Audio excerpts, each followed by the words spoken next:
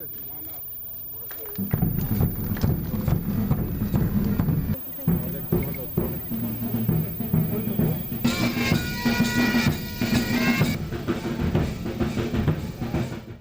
করছি এই জুলাই অগাস্ট আন্দোলনের শহীদ এবং যারা আহত তাদেরকে, যারা শহীদ হয়েছেন তাদের আত্মার মাগফিরাত কামনা করি এবং যারা আহত হয়ে এখনও হসপিটালে বা চিকিৎসাধীন আছে তাদের দ্রুত আরোগ্য কামনা করছি।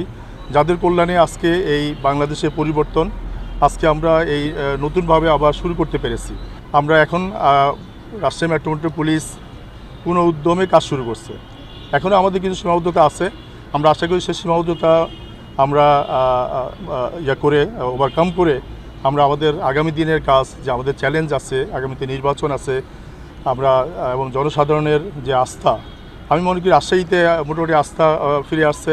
আমাদের পুলিশের মনোবলও এখন ফিরে আসছে পুরোপুরি, তারা সম্পূর্ণ সক্রিয়ভাবে কাজ করছে।